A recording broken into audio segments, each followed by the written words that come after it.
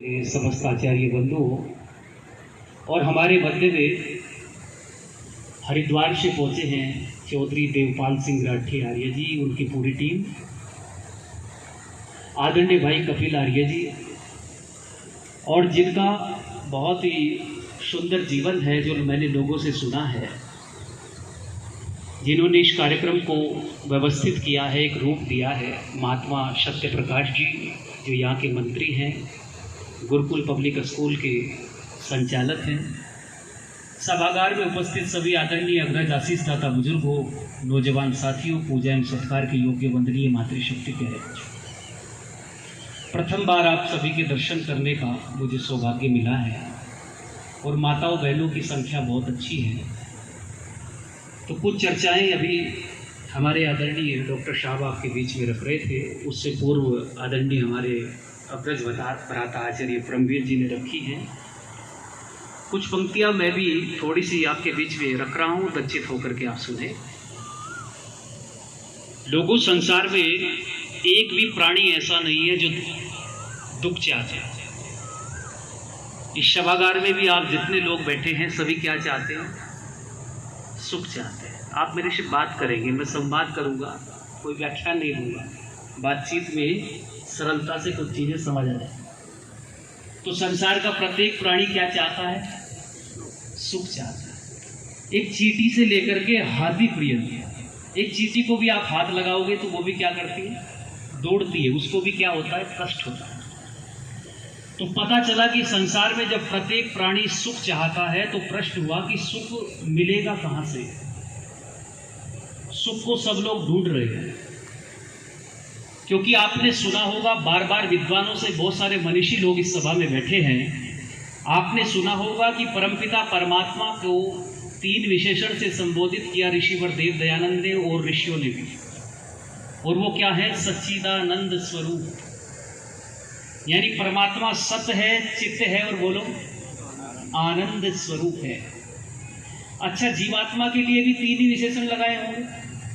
नहीं, कितने लगाए? या 2 विशेषण दिए कि जीवात्मा सत्य है और बोलो चित्त है, वो आनंद स्वरूप नहीं है।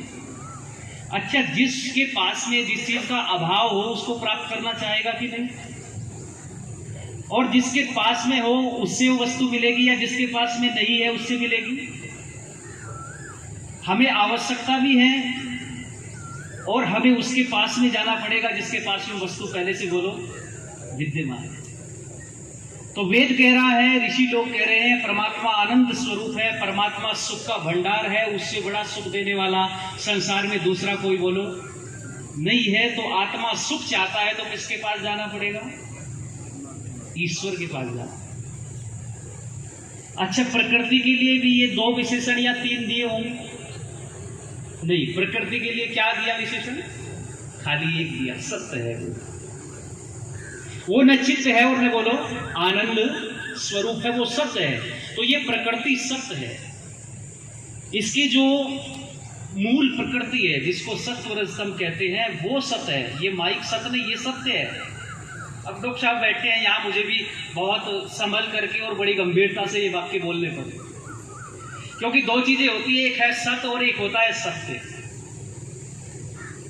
अब सत्य वो है जो तीनों कालों में रहता है, जो भूतकाल में भी था, वर्तमान में भी है और भविष्य में भी बोलो रहेगा।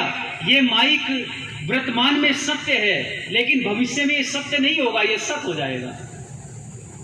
जब प्रलय की अवस्था आएगी तब क्या माइक रहेगा? नहीं रहेगा। लेकिन इसके जो सूक्ष्म मॉलिक्यूल्स हैं, इसके जो मूल प्रकृति है सत्व रजतम, वो कभी मिटती नहीं है, वो हमेशा बोलो।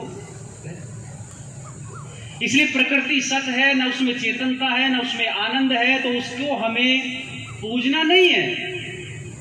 उस प्रकृति से हमने क्या लेना है? बोलो ठीक ठीक लाभ लेना है। ये माइक है, इस माइक की पूजा क्या है? इस माइक की पूजा है इसका ठीक ठीक रख रखाव करना, इसको साफ सुथरा करके रखना, व्यवस्थित करना, सुंदर तरीके से घर में रखना, इसकी यही पूजा है। और कोई चाहे कि इस माइक से मैं आनंद उठा लूं, अस्थाई सुख प्राप्त कर लूं, जबकि ये प्रकृति में नहीं है, इसका स्वभाव ही नहीं है। तो इसलिए मैंने निवेदन किया कि प्रकृति खाली सत है, जीवात्मा सत और बोलो चित्त है, और ईश्वर क्या है बोल दो जरा, सत चित आनंद स्वरूप।